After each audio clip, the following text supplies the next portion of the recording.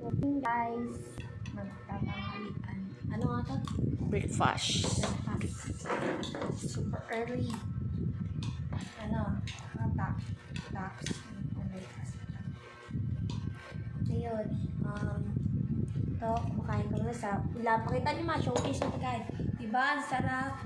May desserts pa. Kamatis for good, for skincare. Yan. Yung kinakain namin para gaganda kami. Malay ko sino yung hindi gumaganda kung hindi kakain ng gulay. Tulog pa yung isang kapat ng isa namin dun. Masarap siya. Okra. Yung mga mayaman kakain dito, hindi? Walang social dito. Yung mga mayaman kakain dito, hindi? Hindi ko alam. Kakain siguro sila. Ha? Kakain siguro. Sarap yun. Hindi. Ang tawag dito ma? Mangosteen. Yung favorite kain guys. Kahit anong putas, di ako nagkamo. Basta pag may pagkain. Na? Puro okra ang kinain. Yan. Kakain yan. Sarap. Ito pa.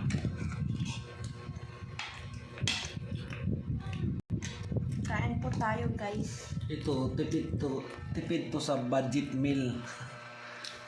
Okra lang. Tipid sa budget meal na. Uy, anong tipid? Mahal kaya ang okra? Ang mahal ng okra. Anong 10 piso isa. Magkano? 10 piso? Ilang to? Lili mo. Pitong tali. 20 din. 20 din. Ba't ito lang? Kung si 20. 3 piraso sa isang tali. Ma, anong bukas? Anong bukas? Saturday. So, ano doon?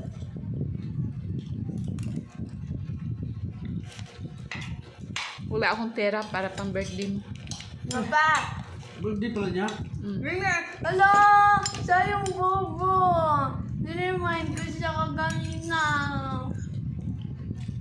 Sabi ko nung yung yesterday, tapos ganyan pa siya reklamo, tapos kayo rin magdita. Ano kayo dyan? Kaya pala sabi niya Buti sa may akin. pera ako naipon. Sabi niya sa akin. Bila ako gift ko sa sarili ko. Bala kayo dyan. Hindi ako share. Sabi niya sa akin, anong presents daddy? Bila ako ng sarili kong Eh wala, pagod ako, galing ko sa duty. Kaya sabi niya sa akin, anong presents daddy?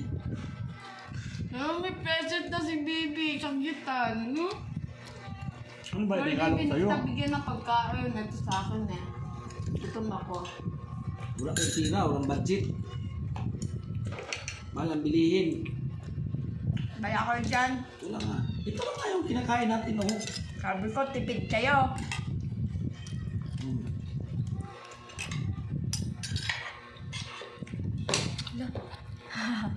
Talaga. Salamat. Pahit ka ganito ang ulan natin. Ayan niya. Bilhin na ako cupcake. Huh? Tapos blowing candle. Sino?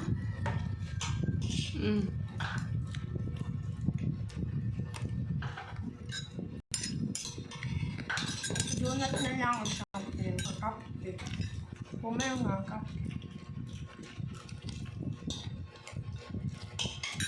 Ito. Ay, akong ka! Sa probinsya, ganito lang inuulam namin. Kaya, bilat lang kami mga ospital. Walang side effect, hindi ka magsakit ng mga kidney, hindi ka mga sakit na, hindi ka na hospital yung probinsya eh. Pero pag na-hospital ka naman sa probinsya, matuluyan ka rin. Bakit? Wala ka namang pira.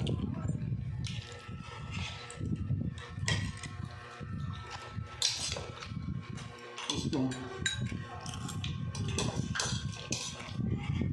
Inuulam nga namin sa luyo.